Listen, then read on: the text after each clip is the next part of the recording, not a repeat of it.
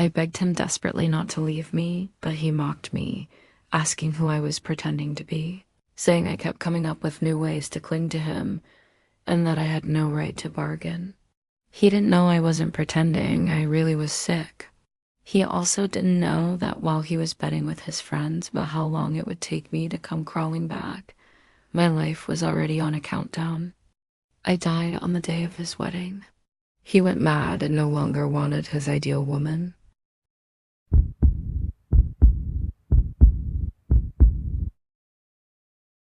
On the night of my birthday, I was about to blow out the candles alone when I suddenly received a call from Damien.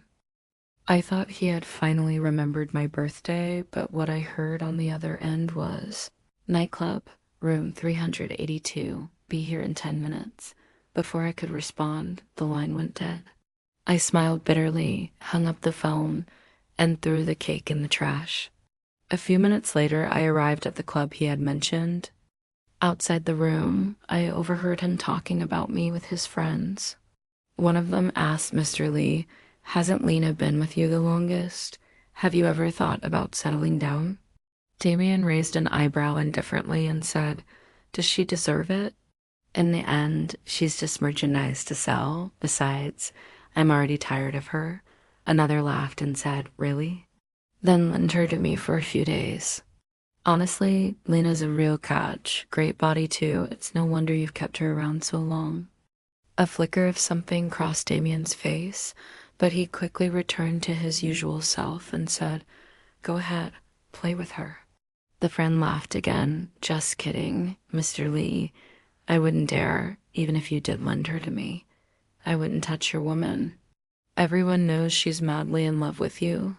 Damien looked at him and said, "What's there to be afraid of? If you want to play, play. If you don't believe me, we can bet on it. I'll let you have her, and in 3 days, she'll come crawling back to me. A woman like her, whether in bed or out, has no spine." Laughter erupted in the room. I took a deep breath, pretended I hadn't heard anything, and pushed the door open. Damien and his friends partied late into the night. I stayed just as late. Near dawn, I helped Damien, who reeked of alcohol, back to his apartment. It took all my effort to get him into bed, and just as I was about to leave, he grabbed the back of my neck and pulled me under him. That night, maybe because of all the hard liquor, his body burned like fire, nearly melting me. I lay trapped beneath him, thinking of the things he had said in that private room, feeling nothing but disgust. Yet in the heat of the moment, he leaned in close and whispered softly in my ear, "Lena." When I woke the next morning, every bone in my body ached as if I'd fallen apart. Damien, however, was calmly buttoning his shirt in front of the mirror. "From now on, you don't need to come anymore," he said coldly. I lowered my head, fingers gripping the edge of the blanket. I remembered what he had said the night before. I wasn't surprised, but still, I pushed my pride aside and pleaded, "I'm sick. Can you please not leave me?" As I spoke, a hot tear slid down my cheek. Damien laughed coldly and said, "Lena, who are you pretending to be now? Your methods of clinging to me keep evolving. Back then you acted all pure and virtuous, but it was all about the money. I played you until you broke." My hand tightened on the blanket. "We can break up, but I want 500,000 as compensation." 500,000, that was exactly what I needed for a kidney transplant. "After all these years, you can't just use me for free." Damien seemed provoked, as if talking about money hurt his pride. He grabbed my neck in rage and said, "Lena, turns out the only thing you ever loved was money. But unfortunately, you have no right to negotiate with me." And with that, he stormed out and slammed the door. I sat alone in the room for a long time. The air still reeked of Damien's alcohol and cologne, making my stomach churn. I covered my mouth, coughing violently, struggling to breathe. I thought I had grown used to his mood swings, but my heart still felt like it was being pierced by 1,000 needles. After getting up, I noticed a gift box on the coffee table. a delicate white square box tied with a silver ribbon, clearly expensive. I stood frozen, approached it slowly, hesitated for a moment, then opened it. Inside was a pearl white dress. The fabric was luxurious satin cotton, the kind only high-end brands used. The pearl white color, it was my favorite. I didn't expect Damien to remember that. Almost without thinking, I picked up the dress and walked to the mirror. My face in the reflection was pale, eyes red from tears. I looked worn out, but the dress fit perfectly, surprisingly beautiful, as if it were custom made just for me. I couldn't help but twirl a little in front of the mirror. The hem of the dress swayed gently with my movement, like a blooming white camellia. So he hadn't forgotten my birthday after all. A wave of bitterness welled up in my heart, and once again, my eyes reddened. Later that night, I checked my phone and found my social feed flooded with news of Damien's successful proposal. So he had always had an ideal woman. Her name was Aurora. On countless intimate nights, he had been calling Aurora, not Lena. I smiled bitterly, locked my phone screen, and closed my eyes to sleep, but I tossed and turned, unable to find rest. I remembered the early days when I first met Damien. Back then, he had fallen for me at first sight, but his reputation as a player was notorious, always changing girlfriends. I tried to stay away and rejected him directly. Humiliated, he exploded. No girl had ever rejected him like that before. He publicly vowed to make my life hell, and fate, cruel as it was, played along. Not long after, I was diagnosed with systemic lupus erythematosus, a chronic disease affecting multiple organs and tissues. The monthly medical costs were astronomical, enough to ruin my already struggling family. To survive, I swallowed my pride and went back to Damien. Lena, do you think my place is a dumpster? That I am the kind of man you can reject and then crawl back to whenever you like? If you want to be with me, show some sincerity. That night, he took me domineering and ruthless. Lena, didn't you act all high and mighty? And now here you are, begging under me for money. He knew it was my first time, but he deliberately didn't hold back. It felt like I was being torn apart. My whole body trembled, but I bit my lip and refused to let the tears fall. That night, half asleep, I vaguely felt someone gently wipe the tears from the corners of my eyes. Someone kissed me there too. Through my haze, I caught a faint whiff of cologne mixed with tobacco. When I woke up in the morning, I found myself tightly held in Damien's arms. His warmth made me momentarily unwilling to break that fragile peace. For a while after that, Damien didn't treat me as harshly. We even acted like a couple. He especially liked hugging me, burying his face in my hair. Despite his usual insomnia, he always fell asleep quickly beside me. I had a sweet tooth, and I'd often find desserts, chocolate, and milk tea at home. On holidays, Damien would casually transfer me $52,000 with a note, just a gift. But then his friends started reminding him, telling him not to get too attached, that I was only in it for the money. They didn't even bother to hide it from me. I still remember that night, after more of those friendly reminders, Damien smashed his wine glass into pieces and shouted, "Everyone shut the fuck up." That night, like he was venting something, he took me savagely again, without a care for how I felt. In the middle of our entanglement, he whispered my name with unusual tenderness. For a moment, I was confused. But shortly after, he snapped coldly, "Don't even dream I'll ever fall for a gold digger like you." After that, he almost never stayed the night. He left as soon as he was done. The only thing that remained consistent was that Damien still sent me monthly living expenses, always increasing, never decreasing. He knew the money got spent, but as for where it went, he didn't ask. He didn't care. He just assumed I was selling my body for cash.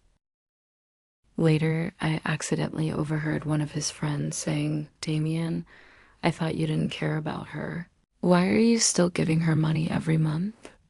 Damien replied lazily, Lena likes money. She's not going to stick around without it. And if you stop giving her money, she'd just find someone else. She's that kind of woman." The words cut deep like cold knives. He never knew that the money he gave me every month went straight to the hospital for treatment. Every penny was accounted for. I never used a cent of it for myself.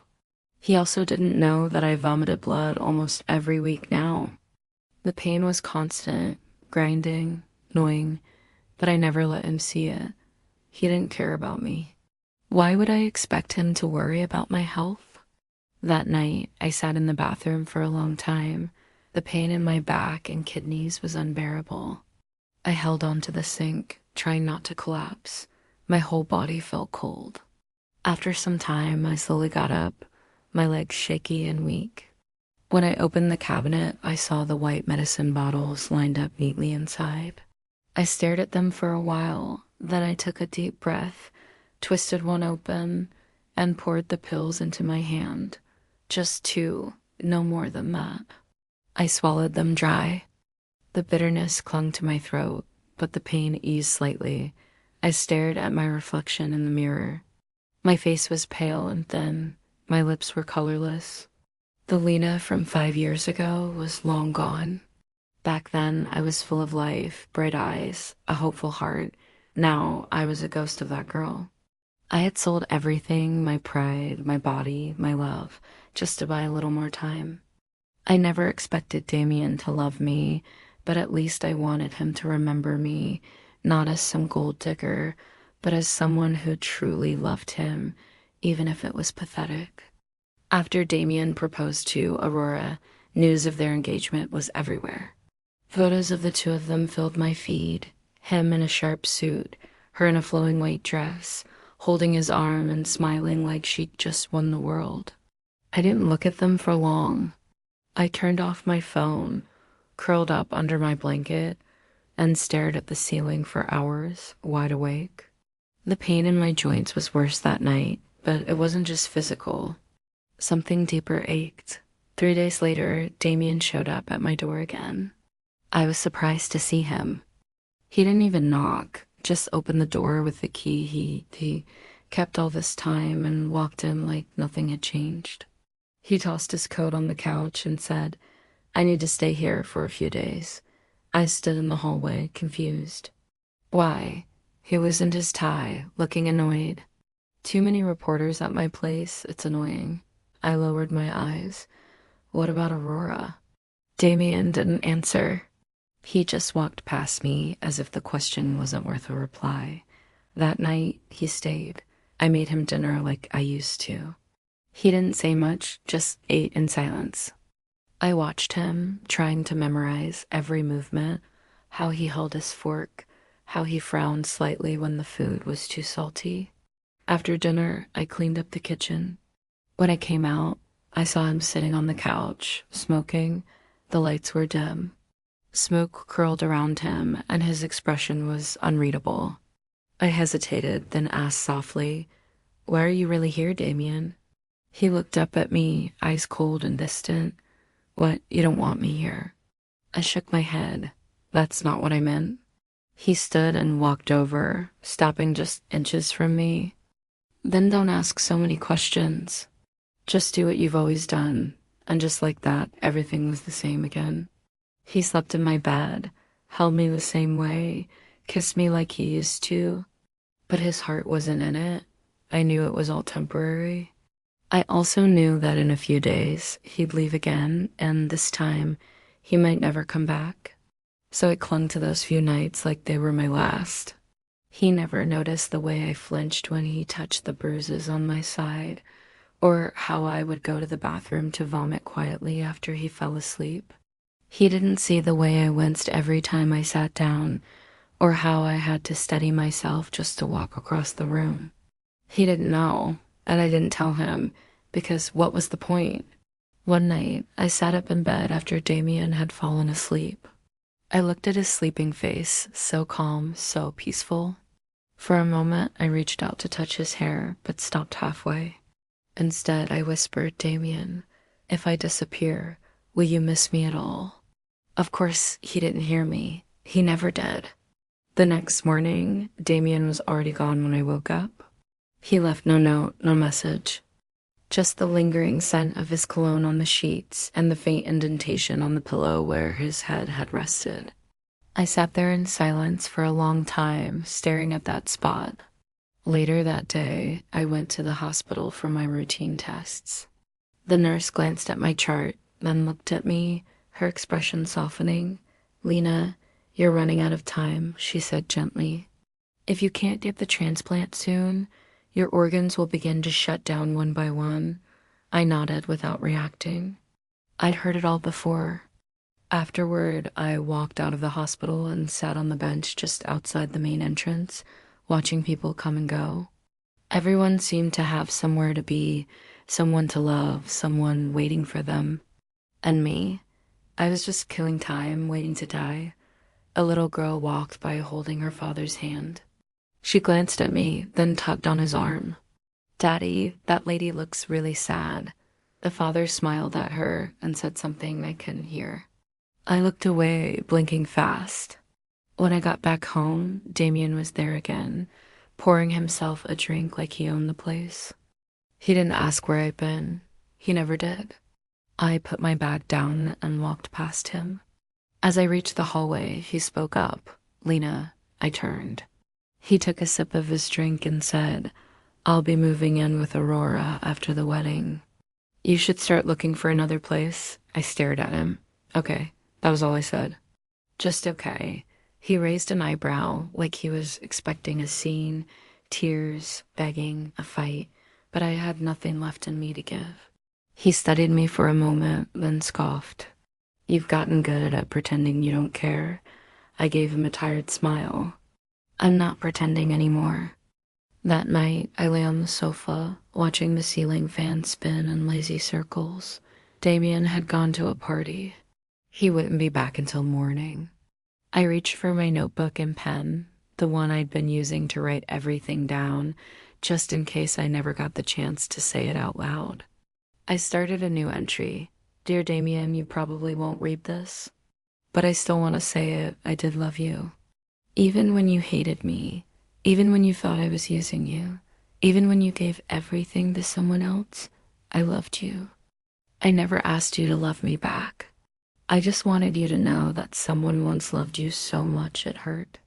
And now I think it's time to let go."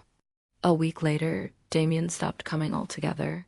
No explanation, no goodbye, just silence. At first, I thought he was busy with wedding preparations. But when the silence stretched into days, then longer, I understood.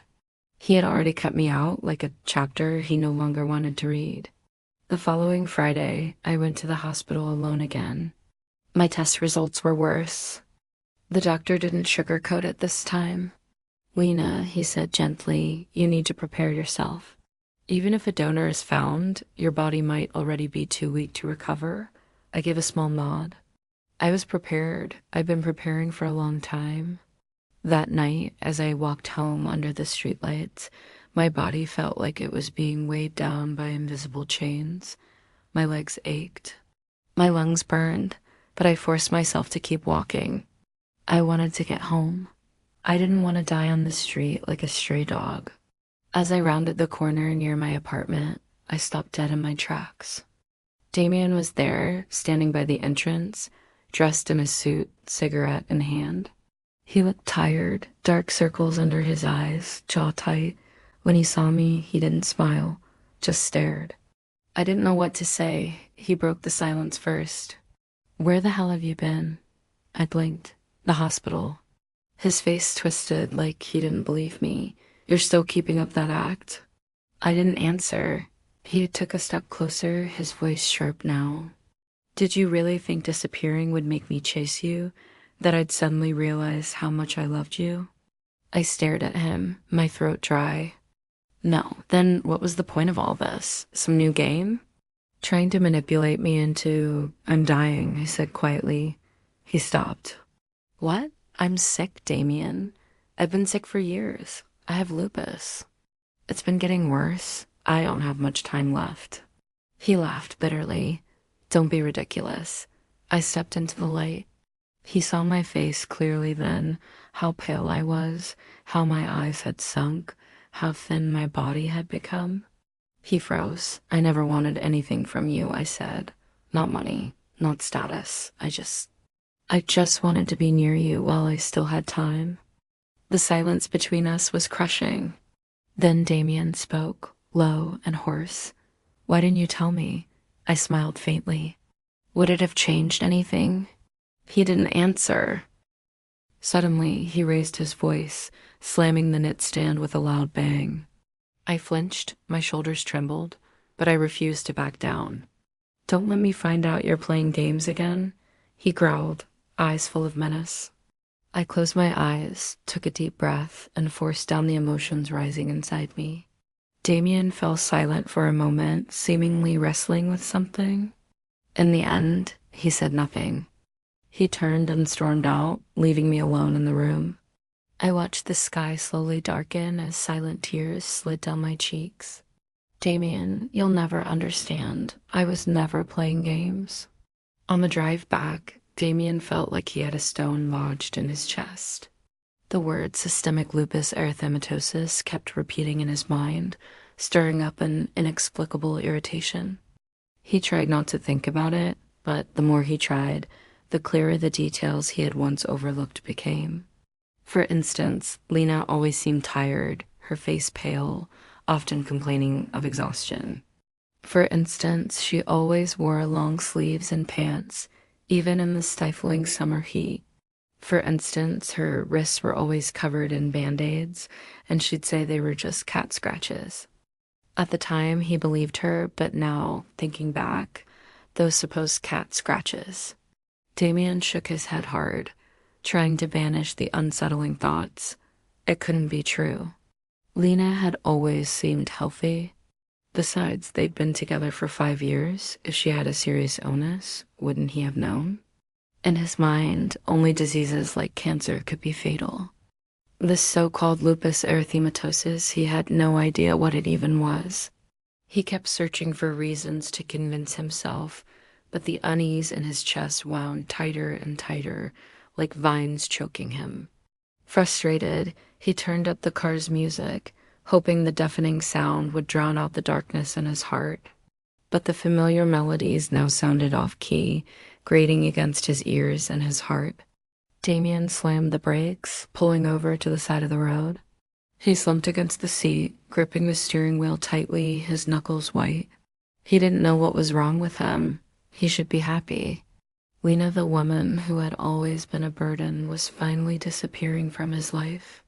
Now he could finally be with Aurora, but why couldn't he feel happy? Why was his mind filled with the image of Lena's pale face? Damien shut his eyes in pain. He didn't realize that some answers, once lost, can never be found again. When Dr. Elias Marino entered, I was half asleep. The sunlight filtered through the window, dancing on my eyelids, but I couldn't feel its warmth. I slept lightly. Any small sound could wake me, so even though the doctor walked softly, I still woke up. He approached my bed and set down what he was carrying. I saw his brow furrow slightly as his gaze fell on my bandaged finger. His expression darkened instantly. I was startled and instinctively tried to hide my hand under the blanket, but he quickly caught my wrist. "Don't move," he said firmly, though his tone remained gentle. "How can you be so careless in your condition?" His sudden action threw me off, so I let him examine the wound without protest. Being as perceptive as he was, he probably already guessed what had happened, but he said nothing. His movements were gentle, treating me like something fragile and precious. He cleaned, medicated, and bandaged the wound with meticulous care, for a doctor of his skill to personally bandage me. I watched his furrowed brow, his lowered eyes, his thick eyelashes casting shadows under his lids. His focused expression gave me a rare sense of peace. When he finished, Dr. Elias Moreno said softly, "Go back to sleep." When he spoke, his eyes seemed to shimmer like starlight. Then, seemingly from nowhere, he pulled out a small teddy bear and placed it beside my bed. It was soft and carried a faint lavender scent, just like Dr. Elias Marino. He looked at the bear and said, "You're on duty today. Watch over the patient for me, okay?" His tone was serious, as if assigning a critical task. I couldn't help but laugh at his behavior. With Damien, I had never laughed this easily. Then he patted me on the head. It felt natural, unforced. "Rest well," he said, turning and gently closing the door behind him. Hugging the little bear, I fell into a deep sleep for the first time in a long while. In my dream, I was a child again. Back then, I wasn't sick. I hadn't met Damien. It was a sunny afternoon, and the golden sunlight poured through the classroom windows, casting a warm glow over my desk. The illustrations in my textbook seemed bathed in warmth. I was resting my chin on my hand, half listening to the teacher while my mind wandered. "Lena, answer this question," the teacher suddenly called, snapping me back to reality. I looked at the board in confusion. "Lena, what's wrong? Not paying attention again?" The teacher's stern voice made my cheeks burn with shame. I stammered as I stood up, unable to answer. I could only lower my head in awkward silence. At that moment, my deskmate Nico stood up, his face flushed. Miss, I know the answer," he stammered, and quickly gave the correct response. He sneaked a glance at me. "Thank goodness you've got some conscience," I muttered inwardly. In that class, I was Nico's only friend. He was often teased for being overweight.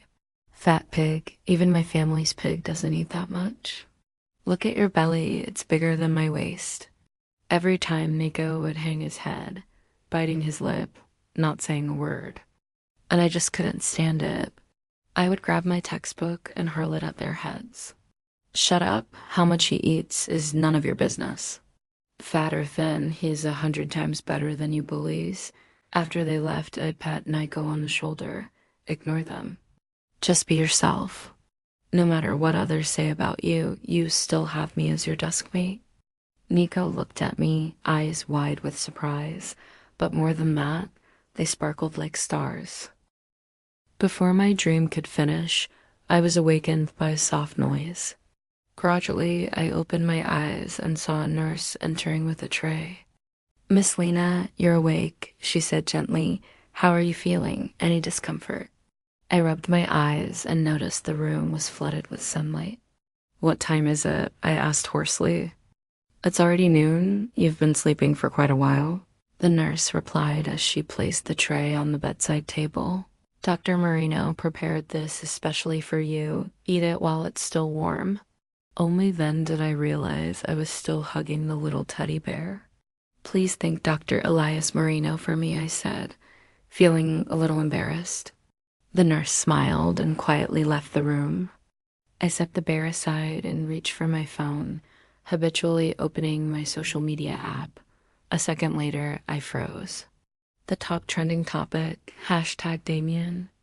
I tapped on it and saw that Dr. Elias Marino had publicly exposed Damien's recent violent outburst against me. He even tagged Damien directly. "As a doctor, I have a responsibility to protect my patients.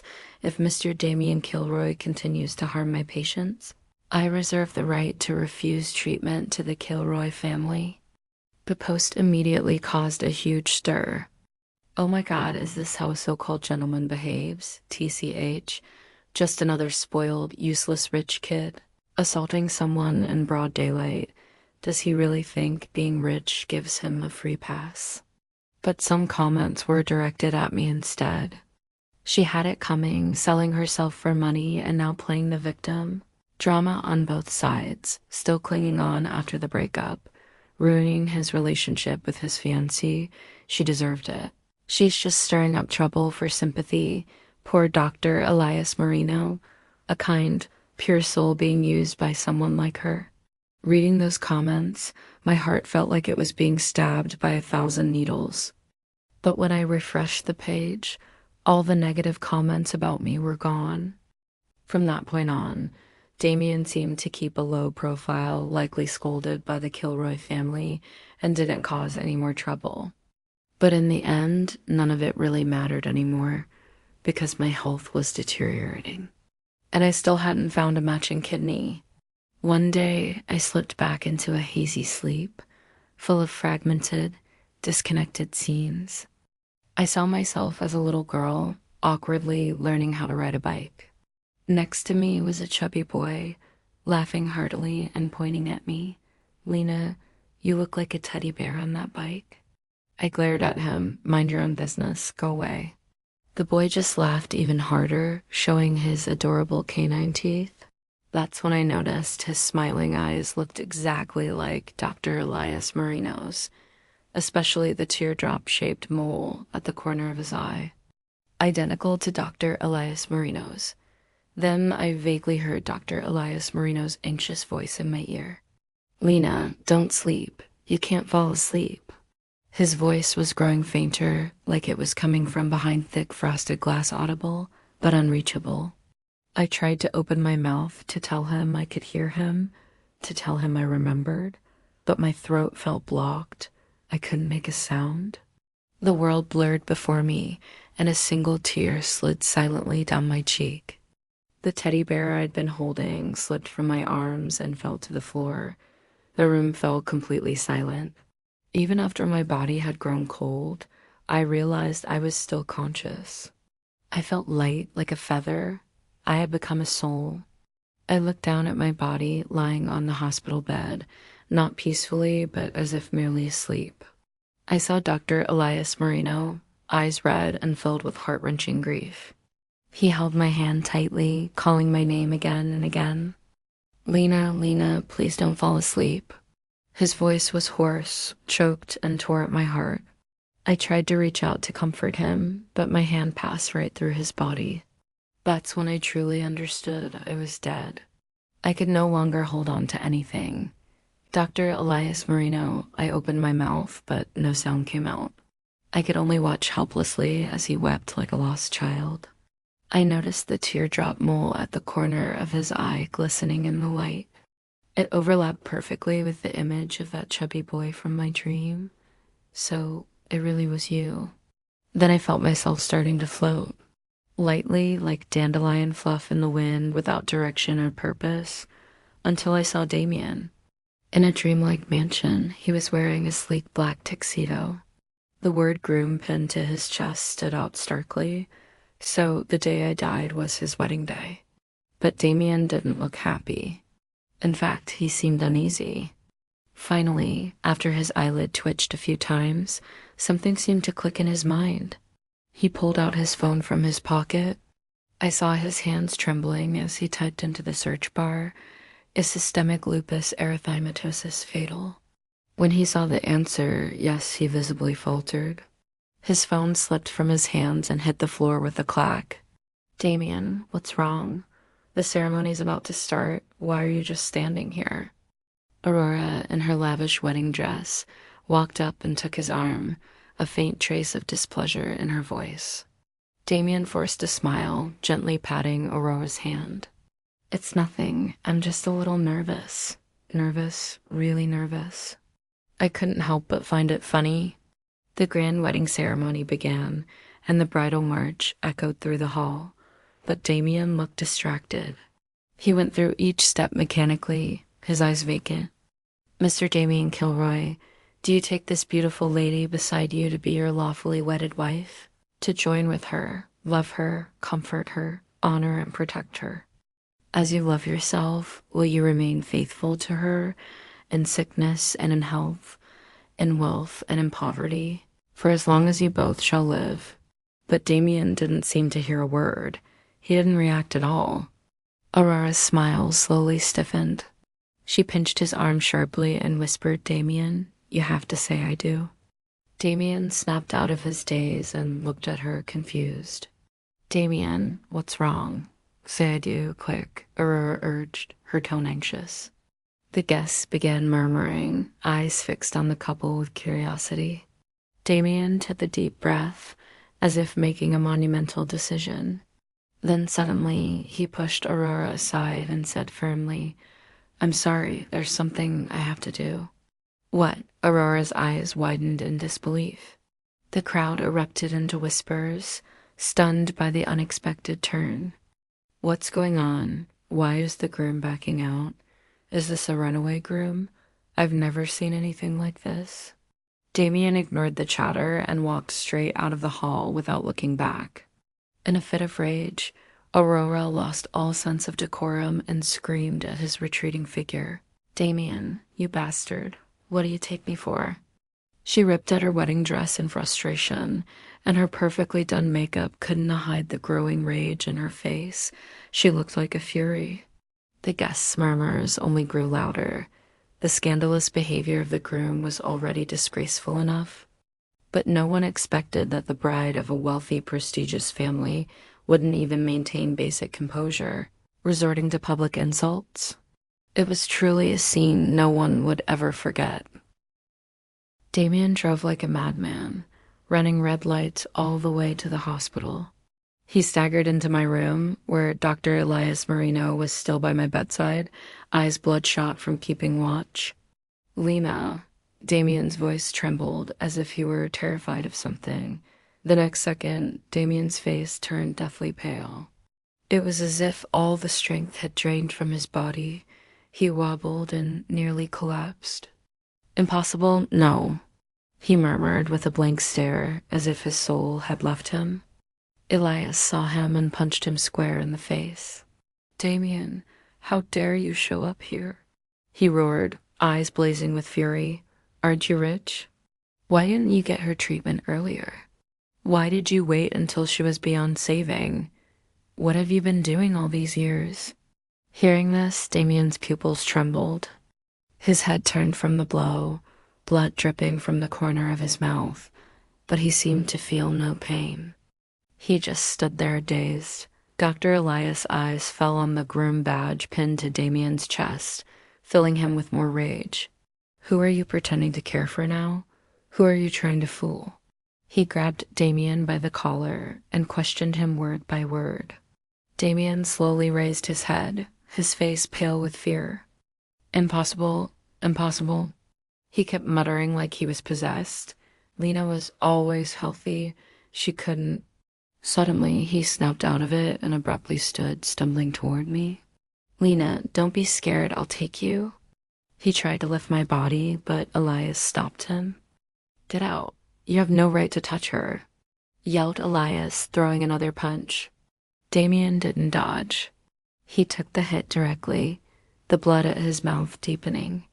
His bloodshot eyes stared at Dr. Elias Moreno. "Let me take her. I have to take Lena." He repeated this over and over, like clinging to his last hope. "I need to take Lena to see the sea. I'll agree to anything, just let me take her." Damien's voice was hoarse, and the man who was usually so proud now sounded like he was begging. Dr. Elias Moreno looked at him coldly, full of contempt. "Do you think money makes you powerful? That it can buy her life back?" he shouted. Damien's body trembled violently again.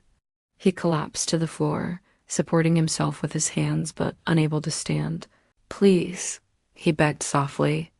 Elias didn't give him another glance and called for the security guards outside. "Get him out of here." 2 guards came in, picked Damien up, and dragged him out of the room. Damien kept struggling, shouting, "Lena! Lena!" His voice faded until it finally disappeared down the hallway. Only Dr. Elias Moreno and my cold body remained in the hospital room. Elias slumped into a chair, exhausted, and closed his eyes. He was disciplined for assaulting Damien in the hospital. He resigned immediately. His exact words were, "If I can't save the woman I love, there's no point in being a doctor." I knew he was blaming himself, feeling guilty for not being able to save me. On the day of my funeral, Dr. Elias Moreno came to say goodbye. He wore black and looked haggard. He gently placed the brown teddy bear that had kept me company in my final days in front of my headstone. His eyes were red, but he didn't shed a single tear. "Rest well, Lena," he said, his voice hoarse but still gentle. I thought I would finally rest in peace, but every day I could feel a burning gaze on my grave. It was Damien. He came every day, rain or shine, always in a black shirt, carrying a bouquet of my favorite white gardenias, kneeling in front of my tombstone with bloodshot eyes full of disturbing red veins. Lena, the truth is, the one I've always loved was you, he sobbed, his voice trembling. Ever since you hit me with a book when we were kids, I thought you were special. I really, really liked you. But why didn't you like me? Do you know how happy I was when you agreed to be with me? But when I thought you were only with me for the money, I couldn't stay happy. He laughed bitterly, a tear sliding down his cheek. I wanted to treat you well, but my pride. That's why I acted like that. He began clutching his head in pain. You don't know. That day at the bar, when someone said I should lend you to him for 2 days, I wanted to kill him. But my pride, Lena, I'm a joke, right? Lena, it's all my fault. I couldn't protect you.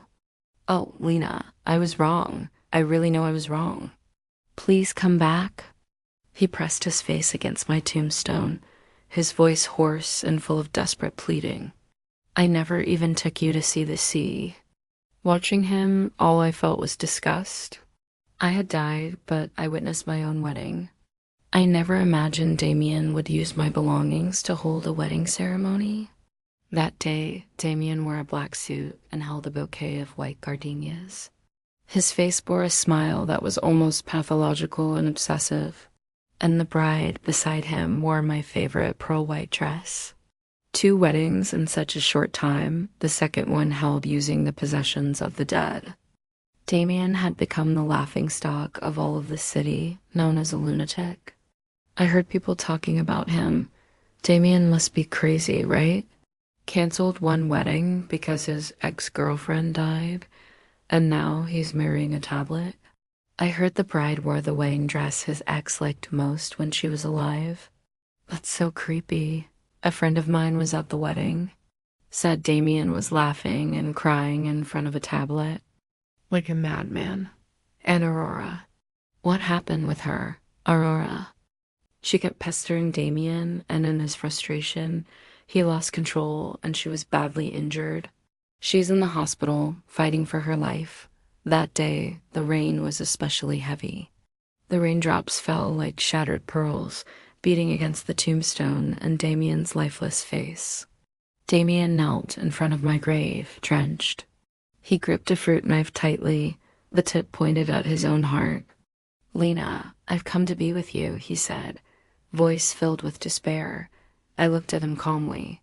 I wanted to ask, did it ever occur to you that I don't want you to follow me? With a flash, Damien plunged the knife into himself. Bright red blood instantly stained his white shirt, a shocking sight. Just then, a figure rushed forward and shoved Damien hard. It was Dr. Elias Marino.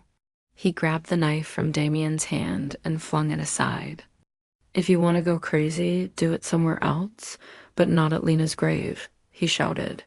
You didn't treat her well when she was alive, and now you come here acting insane?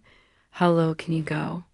Damien collapsed to the ground, his eyes vacant as if all hope had been lost.